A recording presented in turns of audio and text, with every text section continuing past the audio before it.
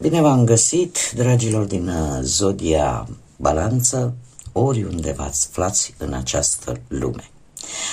Azi voi face o lectură pentru ultima perioadă a lunii ianuarie, mai precis perioada cuprinsă între 26-31 ianuarie inclusiv, așa că, dragilor, toți cei care aveți soarele, luna, Venus, ascendentul în Zodia Balanță, această lectură este de asemenea și pentru voi. Ca de fiecare dată, nu uitați, este totuși o lectură general colectivă, așa că vă rog să luați decât ceea ce va rezona cu voi. Înainte de a începe această lectură, trebuie să fac o mică clarificare. Am o doamnă, căreia nu îi mai dau numele, se știe dânsa cine este, care cred că este a doua oară, dacă nu mă înșel, în care tot încearcă să mă corecteze și o să vă citesc, sper că am scris exact mesajul dânsei, se spune aprofunda, nu aprofundiza, hello, învățați să vorbiți corect înainte de tarot și cu ghilimele de rigoare și majuscule, îmi pune Nostradamus. Această doamnă este un exemplu de ironii ieftine, de atac la persoană, atac la competența mea până la urmă și a faptului că dânsa îmi ascultă lecturile, mă consideră un elev, o doamnă care este mult mai ușor să facă prejudecăți, pentru că e mult mai simplu, nu? Dar care am decis să-i răspund. Eu i-am răspuns și în comentariul dânsei, cu bun simț, pentru că sunt o persoană cu bun simț, chiar și față de cei care mă ironizează, care mă jignesc. Nu neapărat că merg cu întorsul obrazului, ci îmi cunosc valoarea foarte bine și toate aceste încercări penibile din punctul meu de vedere nu o vor ajuta cu nimic, nu va avea nimic de câștigat. Trebuie să vă spun că acest spațiu, acest canal care mi-aparține, eu sunt administrator acestui canal, este dedicat pentru ghidare, pentru reflexie, pentru acel dialog respectuos. Așa că toate aceste comentarii jignitoare, ironice, repetitive la persoana mea sau la competența mea nu și-au locul aici. Este probabil o doamnă care nu mă urmărește de multă vreme, pentru că toți cei care mă urmăriți deja poate de 1 an de zile, de 2 ani de zile, știți că sunt momente, și știți lucrul ăsta, am 20 ceva de ani într-o țară străină. Cunosc engleză, cunosc un pic de franceză, spaniolă și română.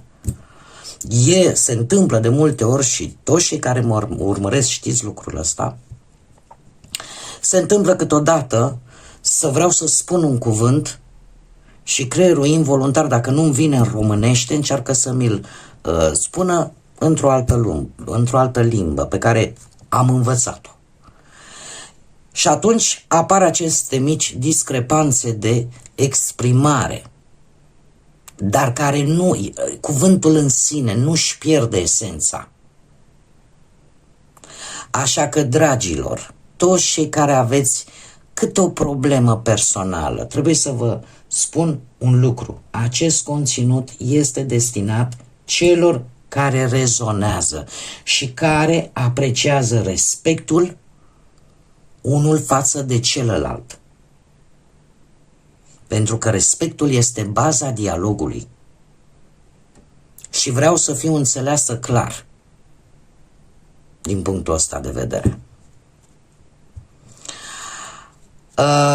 Închei această mică introducere și pe care am făcut-o pentru a-i face pe toți cei care aveți o anumită problemă. Dragilor, dacă veniți aici pe canal strict pentru a căuta râcă de ceartă, pentru simțiți nevoia să împungeți pe cineva, să vă dați voi deștepți pe ceea ce știți să faceți. Nu ne, băi, poate o să fii, poate doamna asta e vreo fostă profesoară de română, dar aici nu suntem la lecții, nu suntem la școală, eu nu sunt elev. Singurul loc unde eu mă consider elev și toți ar trebui să ne considerăm este viața. Pentru că în permanență învățăm ceva din ea. Și singurul meu sentiment pentru aceste persoane care nu reușesc să își asume poate anumite frustrări, să-și asume anumite lucruri de care ei suferă, este pur și simplu milă. Milă și compasiune. Chiar dacă vă vine greu să credeți. Îmi este milă de aceste persoane care își varsă oful, își varsă toată întunecimea sufletului pe fel și fel de persoane, că sunt conștientă că nu sunt singura.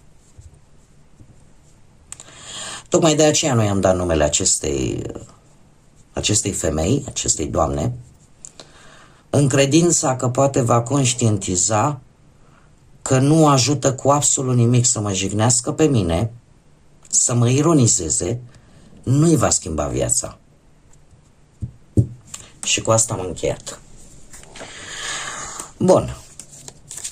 Mergem mai departe și haideți să începem lectura, să nu lăsăm aceste energii negative să ne influențeze și să vedem ce este important de știut pentru voi, dragilor din Balanță, săptămâna 26-31 ianuarie 2026. Să vedem.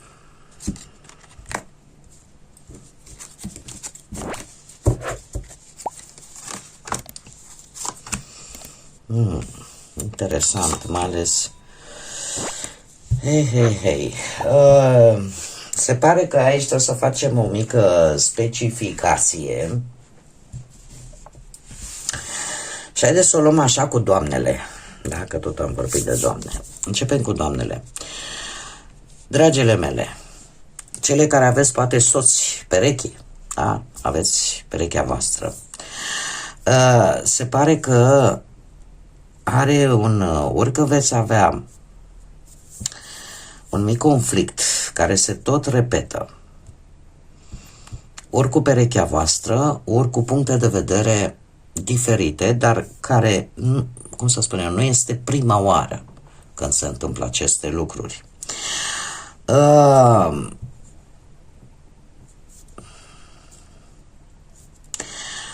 Nu știu, poate că vorbim de partea asta profesională în care la muncă să existe o energie masculină pentru doamne care să cam abuzeze de poziția poate ierarhică de la locul de muncă și să creeze un conflict, să vă dea poate mai mult de lucru decât este normal. Pur și simplu, să abuzeze de puterea pe care o deține. De asemenea, dacă vorbim pe planul ăsta sentimental,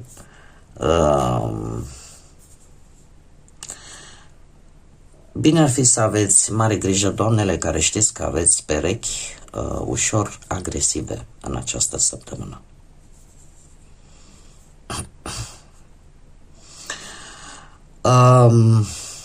Dacă vorbim de domni, veți avea momente în care veți gândi, cum să spun eu, veți avea niște frământări interioare foarte puternice vis-a-vis de o anumită situație pentru domni. Poate și asta se va întâmpla din cauza unei situații care vine foarte rapid în viața voastră. Posibil unii dintre voi chiar să recidivați într-o anumită problemă, probabil de sănătate. O problemă din trecut să revină. Și asta e valabil pentru toată lumea. Lucrul ăsta se va resimți încă de la începutul săptămânii, dar este ceva de care ați mai avut parte. Totuși, bine ar fi să aveți un pic de grijă, mai ales cei care faceți activități fizice în mod repetat, în sensul în care, nu știu, haideți să vă dau un exemplu. Un om care sapă o groapă, să zicem, da? Face o mișcare repetată, ia pământul din groapă, îl pune. Mare atenție la aceste mișcări în această săptămână pe planul ăsta al sănătății. Nu neapărat că nu toată lumea dă cu sapa sau cu... Eu am dat un exemplu. Pentru că e posibil ca activitățile care în general sunt făcute rapid să vă aducă niște probleme cu care voi ați mai avut de-a face.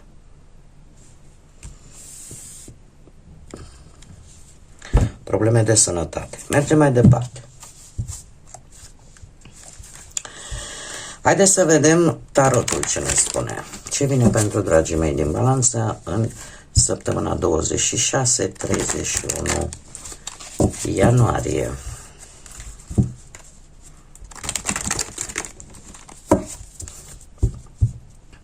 Așa că ar fi bine să vă ponderați, să aveți un pic mai multă grijă de voi, mai ales cei care sunteți, nu știu, lucrați până târziu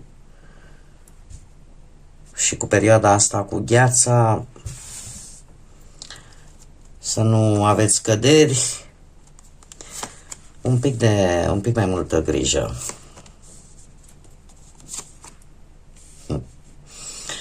Da, se pare că energia voastră este una destul de interesantă pentru această săptămână. În primă fază avem un rege de cupe, zodii de apă, rac, pești sau scorpion, cu precădere cei care aveți poate un ascendent în aceste zodii. Dar, la modul general, se pare că, indiferent cât de dificil ar putea fi o situație, sunteți mult mai calmi,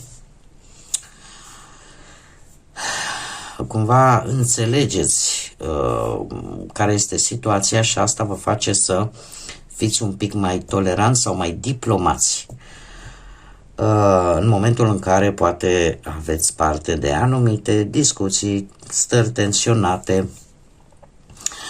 Ce lăsați voi în urmă? Nu știu dacă zodia Săgetător vă spune ceva, ori o persoană din Săgetător, ori pur și simplu puteți lăsa în urmă un anumit, o acțiune, o situație pe care la început ați văzut-o pe termen lung, dar ați încercat să vă adaptați, ați încercat să o prioritizați, ca să spun așa, ați încercat să fiți destul de echilibrați, dar cumva această situație rămâne în urmă. Tind să cred că este vorba de o situație în care voi poate v-ați sacrificat, în ideea de, știi, mă sacrific, dar asta e, îmi cunosc interesul, dar se pare că lucrurile nu mai stau chiar așa.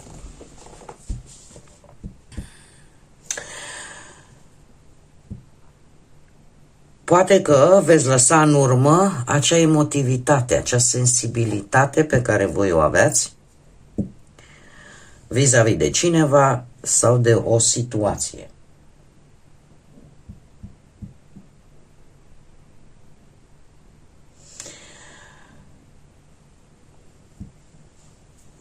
Cumva, poate v-ați lăsat controlați sau poate v-ați lăsat purtați de cineva sau de o anumită relație sau de o anumită situație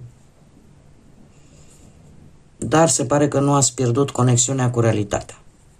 Totuși, indiferent despre ce vorbim, lucrurile astea vor rămâne în urmă.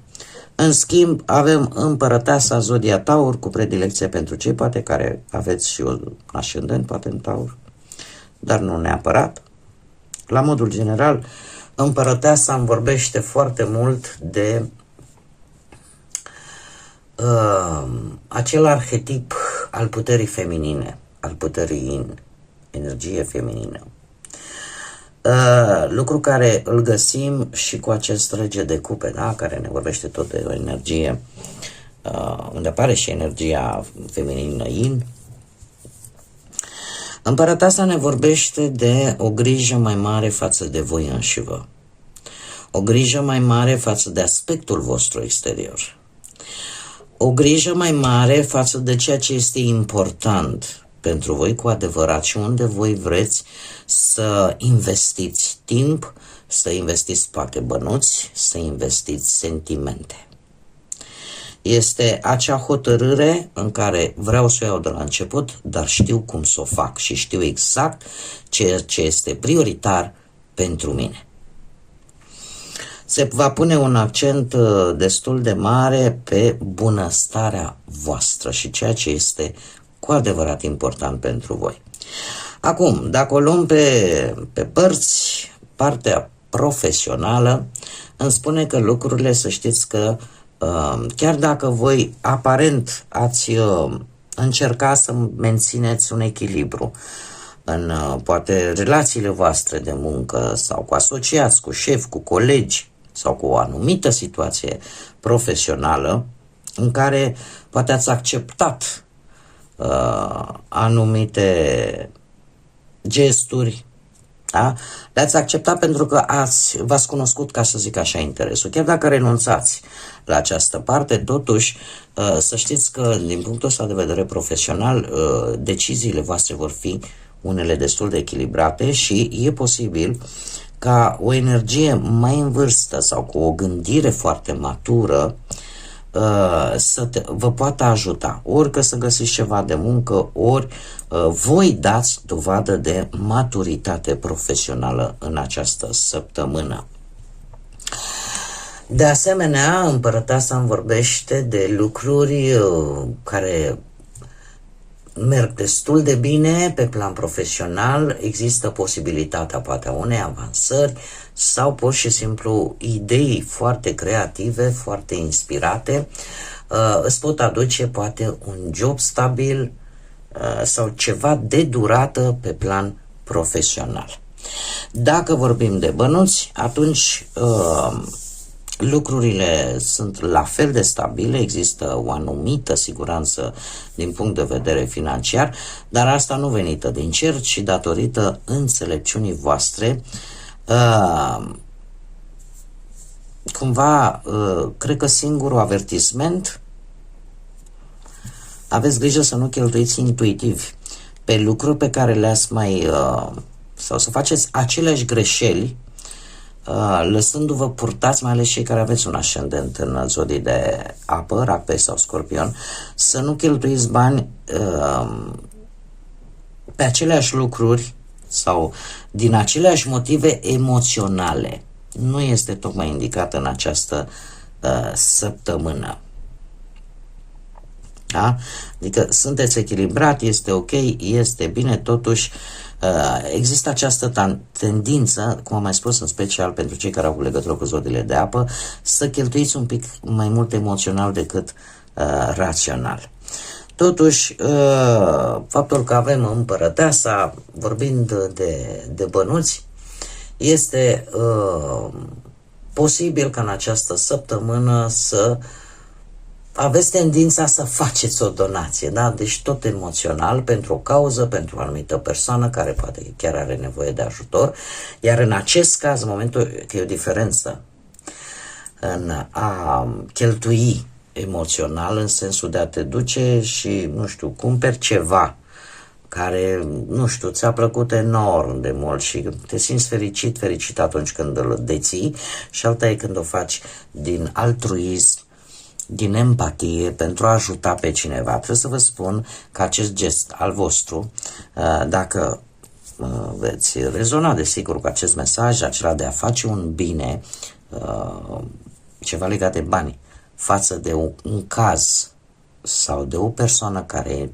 are nevoie de sprijin și de ajutor, lucrul ăsta se va întoarce la un moment dat la voi. Ce se dă, se va întoarce. Da? Ce se dă acum, cumva viața îți va întoarce acest gest atunci când te aștepți mai puțin. De asemenea, pentru unii poate veni, nu știu, o întâmplare care să vă aducă o sumă de bănuți. Poate să fie și acest lucru. Ce-ar mai fi de spus? Faptul că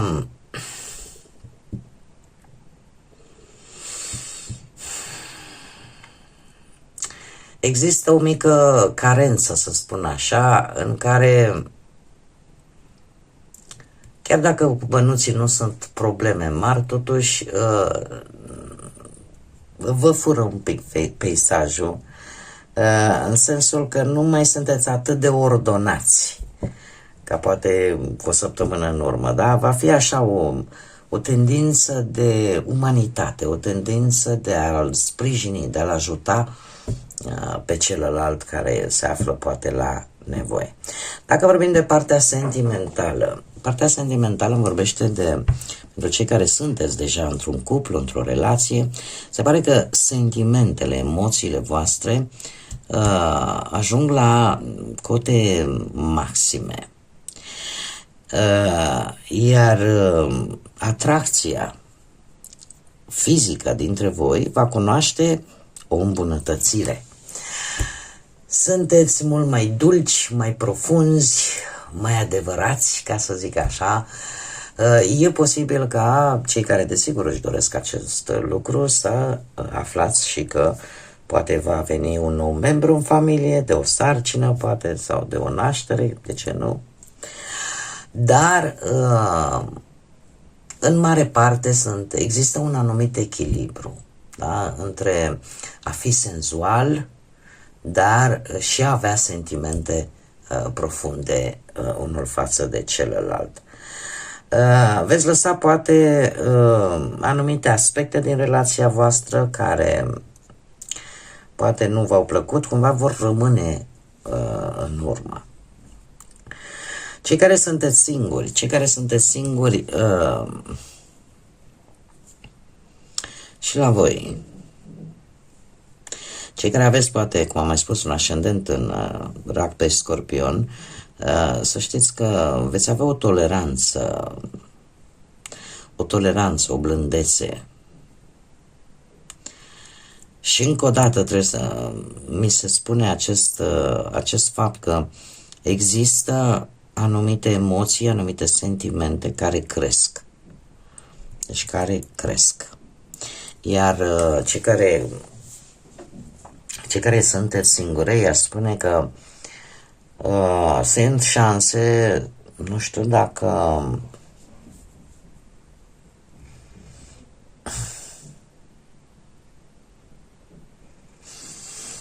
este foarte interesant.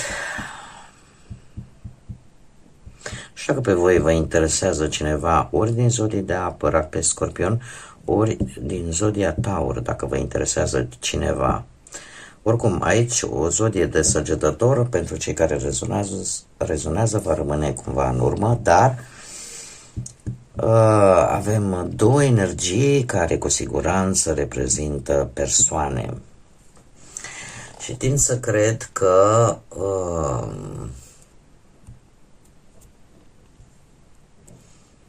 nu știu, veți avea o atracție. Și dacă vă învârtiți între două energii, cei singuri. Pe de-o parte avem o energie blândă, calmă, da, care te ascultă cu atenție, și avem pe de altă parte o energie care te atrage mai mult fizic. O energie care e posibil să-ți cam dea și vești. Acum nu știu câte plăcute sau neplăcute. Depinde de fiecare. Pentru că totuși împărăteasa, ar trebui să spun acest lucru, poate reprezenta și sarcină. Acum, dacă e vreo sarcină dorită sau nedorită, asta depinde de voi. Cert este că există, pe de o parte, cum am mai spus, o atracție strict legată de caracter, iar pe de altă parte există o atracție legată foarte mult de aspectul fizic. Acum, cei care aveți și un ascendent, aș spune că voi în această săptămână veți încerca să schimbați ceva în felul în care vă îmbrăcați, în felul în care vă purtați, în așa fel încât să atrageți atenția și să știți că puteți atrage atenția poate chiar unei zodii de apă. Mergem mai departe, adică sunt șanse. Sunt șanse. Mergem mai departe să vedem ce spirit animal vă însoțește, dragilor din Balanță, în săptămâna 26-31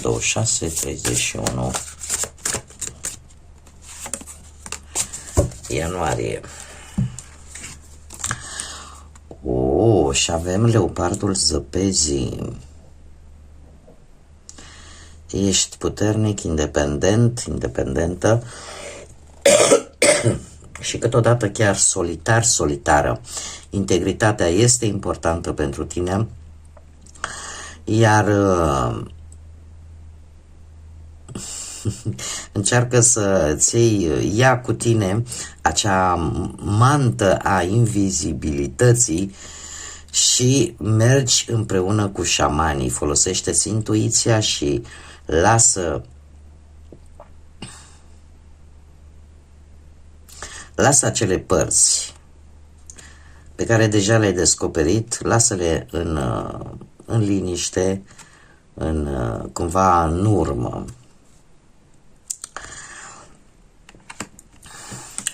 De fapt și de drept vorbim de ideea că nu depinzi neapărat de cineva și că fiecare avem dreptul de a alege, fiecare avem dreptul de a lua decizii în nume personal. Este de fapt